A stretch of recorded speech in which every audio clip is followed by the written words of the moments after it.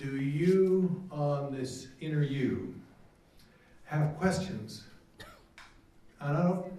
for the Canadian-born Mennonites out there that they can respond to? Because this is going to begin to bring them into the conversation.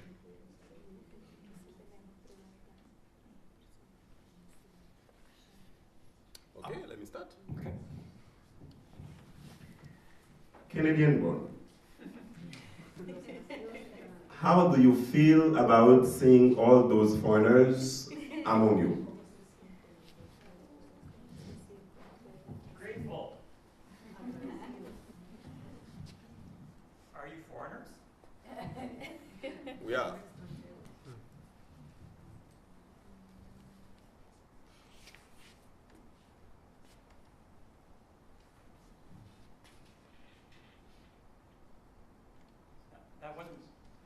That wasn't meant to be a rhetorical question. It looks like grateful is the one of the responses, and the other response is I think Dave was trying to say, I don't see you as foreigners. I don't first see you as foreigners. I first see you as my sisters and brothers. Okay.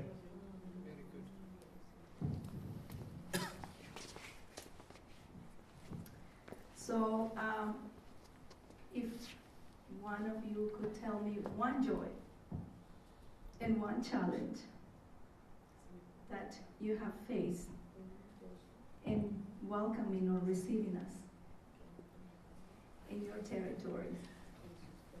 One of each. Sorry, was that too hard? It was very hard, Raciel, but I know you well enough to say you're not that sorry. You should hear the things she used to say to me. There's one back there.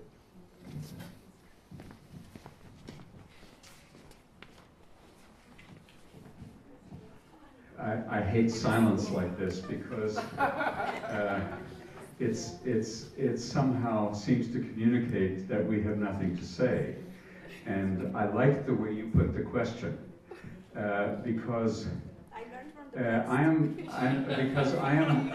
part of a congregation in which for many years now we have been a mix of some of the descendants of people who first came to this area and those who have kept coming from places often very troubled in the world. And I know that I speak for not only myself, but for my wife, and that we would not want to be part of a congregation in which that wasn't true. I know many of you have to be, but that was supposed to be funny. But we are very privileged to be part of a congregation that lives with the mix that the family of God is. And we were often very grateful when our children were growing up that that was the kind of a congregation they were a part of. So that's a huge, huge joy. The challenge is there all the time because we come from very different life experiences. Some of us are very used to already knowing how to do this for a very long time, and others are just learning. And so the challenge for how you open your life to the other in a way that is truly hospitable, that receives the other as a gift from God, that goes in both directions.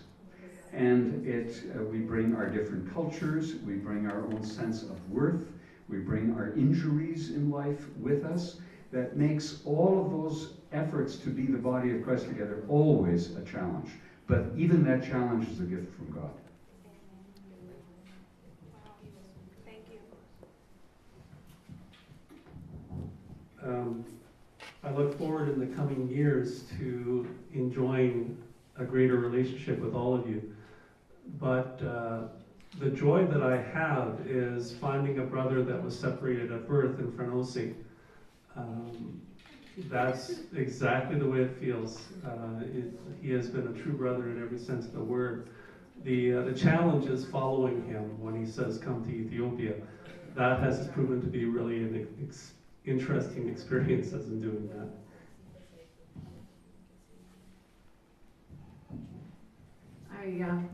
I'm glad you asked the question, Marcial, because the joy is first and foremost that these are my sisters and my friends, and the joy of what that has meant for me in the last 6 years at Tumsey, but our friendships go back longer than that because we've all been in Toronto longer than that.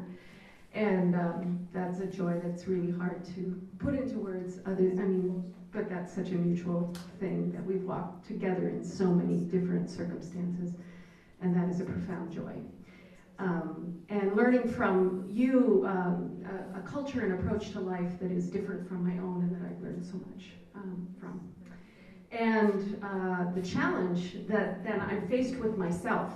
The challenge that I'm faced with when I face myself is my English-only box.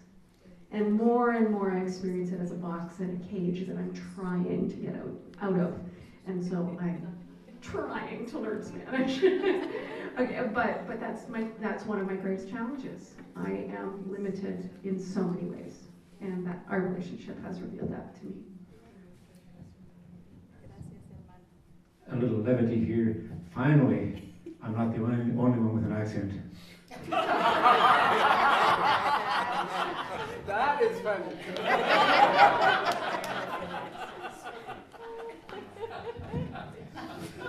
Speaking of levity, I was going to tease you, Marcial. The greatest joy, Marcial. Greatest challenge, Marcial. Thank you. Very good, Amanda. A little less levity, maybe. Following on the comment that our brother from the Aroma Church put forward about evangelism, the question that I have. Not Oromo, Amharic. Amharic, I'm sorry. I thought somebody said. So the question that I would have for the denomination of MCEC is, do you think that you will be able to overcome your distaste for evangelism before it's too late?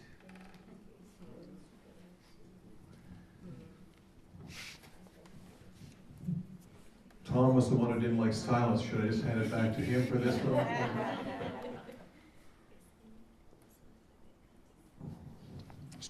Two hands. Well, without thickening the broth even more, I speak as a daughter of missionaries. And I think it was interesting about the brother who said that the missionaries went and now the fruit comes, right? And the whole missionary endeavor is really complicated because it went hand in hand with colonialism. And so, what I sometimes see coming back are the fruits of a project that maybe wasn't so great to begin with. And I'm not referring to you present here. But I wonder what happens when Christendom leaves one place, goes to another, turns into something else, comes back, like that whole cross-pollination business. I mean, it is what it is. But I think that it also speaks about the evangelism piece. As for me, I question the model that my parents, who did it with great integrity, I question sort of the system that sent them to other places to tell them how to be. And so that's a little bit where I become nervous when the gospel gets tied in with colonialism. Like, I'm not articulating this in all the right ways, but it's complicated. If it was a Facebook post, relationship post, it's complicated. And I wasn't talking about evangelism overseas. I'm just talking in general I'm just speaking in general to the conversation. We can't. It's hard to untangle all the ways that we came together here. There are other systems. There are economic systems that bring us here together, and we can't. In trying to be a church, we need to be aware that those are part of what we bring to the table. You know, our cultures are the economic challenges, people who need to work 2 jobs instead of just 1, and all kinds of things. Evangelism is just one. What does that look like in a post-colonial, yet still colonial context? Told you I was thickening the broth.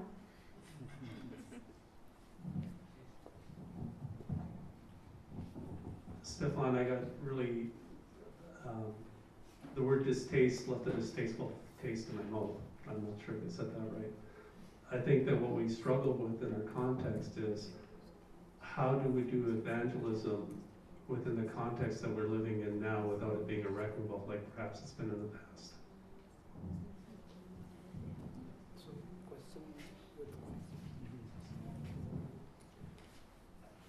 I think one of the challenges for us here is learning how to talk about our faith again.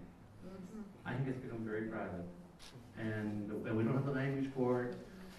I think we struggle with even to find what is a God experience. How do we talk about it, and what's real, and what's all that stuff. I think we're still, and so we've lost the gift of storytelling. I think in many ways in our culture, which you guys have, or you all have. I think in many ways really rich.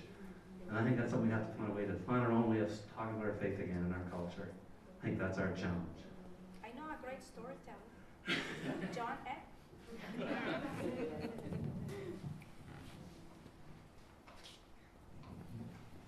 Una pregunta que sería como una motivación es que han pensado hacer campaña en las iglesias de acá para salir a conocer las nuevas iglesias emergente, no simplemente en los eventos donde participamos y se nos presentan. Lucy? Oh, I was going to interrupt. I just want to ask a question that could maybe be a motivation for you. I'm wondering if you've ever thought of organizing some kind of a campaign to visit the churches that are newer to MCEC instead of just having us come and visit in events that are common like this. Interesting.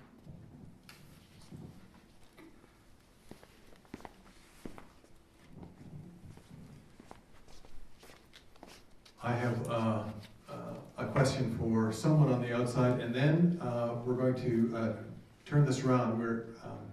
If we had more time, we'd put the Canadian-born Mennonites on the inside, and you folks that are currently on the inside on the outside. We're not going to do that. We're just going to have to do that in our minds. Pastor Brian, I want to ask you a very personal question. How does it feel for you to be sitting on that side of this multicultural conversation?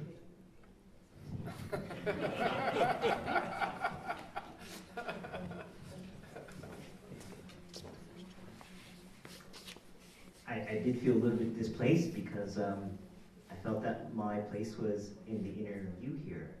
And it feels a little bit odd that I am, with the question of just being born in Canada, to be here. I feel like a bridge in many ways. I should be there, but I'm here. I appreciate and I can understand much of the sentiments that were shared here, but I struggle with being in a dominant, being raised in a dominant culture. I get that, I understand that. So there's a whole bunch of tensions in my head about how do I fit into this.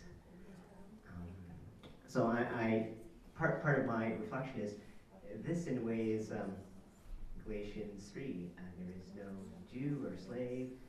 In a way, this is a bit of a primer and a taste to experiencing the body of Christ and its diversity and its unity.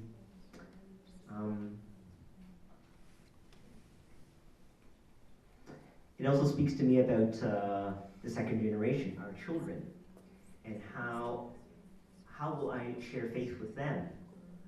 Do I want them to be part of the dominant culture? And are there things that, values in my own culture that are very important that we need to keep? I heard this morning about we can't let go of our identity, otherwise we can't achieve the full vision that Paul has for us. So, yeah, integration into the dominant culture, sometimes there are losses, important losses that we have. And I'm glad that we have this inner you. It brings us back to rethink about how we understand our own faith.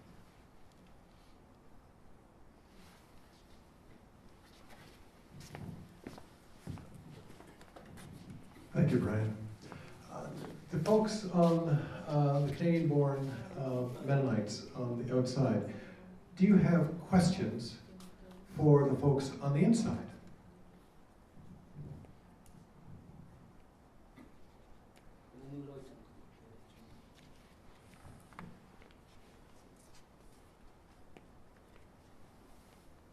I have less of a question than a feeling or a statement.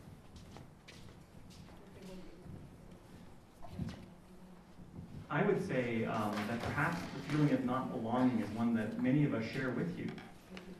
I often don't feel part of our dominant culture in the way I believe, and work within myself and my congregation to know how to make my faith work in this culture and how to speak my faith into this culture.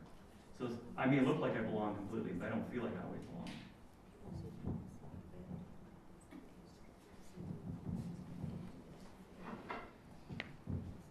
I guess one question I have, which sort of ties into Lucy's, I think you gave a suggestion, is what can we do as outside churches so you feel more part of the church of MCEC? Lucy's mentioned us doing more individual visiting to each of your churches, so it's not just in a group setting, but more one or more. I was wondering, what are the things that would be helpful for us as churches to connect with your churches so you did feel more part of MCEC?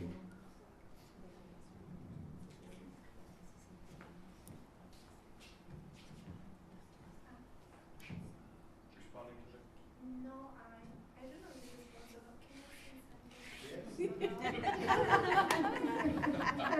Thank you. And in my experience is when we used to go to our home church in Pioneer Park and other churches, the church has a structure.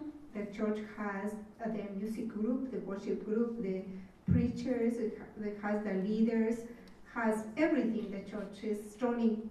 Every church has a structure, has a bylaws, has everything. I noticed the difference when we went to James Finch. There is needs, and I think so. Planting churches or emerging churches has a needs, and I think so. I would like to have the MCC ask us what is the needs that we have in our churches. Like a simple example, one struggle that we have is we have people who play an instrument very, very shy to play. They think they don't do a good job, so they simply don't play. Or they simply are afraid to sing. So our struggle is the music, the worship with music. So I would like to have it once in a while, a church is able to send us a music group, to give us music, so we have a live music. So that is the need, and I think so maybe another church would like to have a break about preaching or something.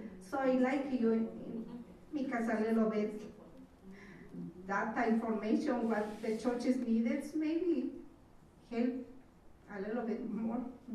Or also embrace us, the churches here with the churches, different churches, like us and Jim Finch.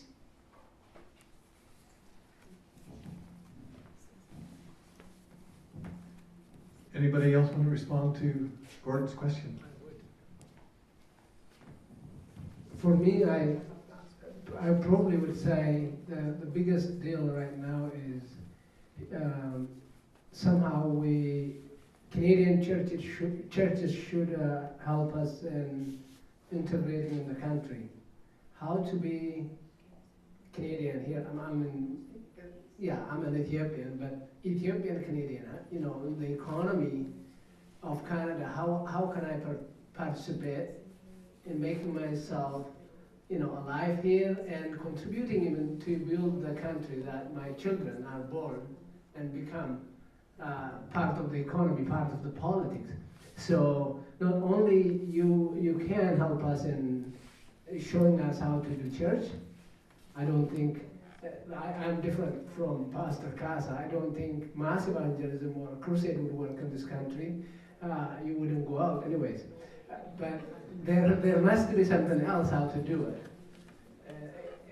The evangelism challenge actually, by the way, it's not only your challenge. Don't feel guilty. It is our challenge. I have been in this country 9 winters. I haven't seen many people, I didn't bring many people into my own church either. My pastor will be a witness. So there has to be something. We have to all ask Jesus, ask the Holy Spirit, the author of evangelism, the wisdom on how to communicate. But there are many things that you can help us do. But the first ones would be help us to integrate here, to learn English, to find a job. The challenge is huge. Mennonites, Anabaptists are holistic in their ministry. You are out there in Ethiopia in the name of MCEC. I see how you do, how you help economically people to help themselves. But it has to be done in Canada too. Why is the philosophy of this lazy immigrant sitting and eating your social system up? That's the philosophy actually. I didn't say it from myself. I heard it, I read it. That is not all laziness. Some of it is how to do that. Not knowing how to do it, how to integrate, how to find a job, how to save money, how to rent, how to buy a car. All of those things. Cash money is sucking a lot of people's pocket because we have no other system. We don't have credit lines. You don't have credit cards. So there is no option. So the church can do a lot. I can't give you all these responsibilities. The government is doing too, but these are the things that I see we can do together. That is part of welcoming us, part of listening to the people.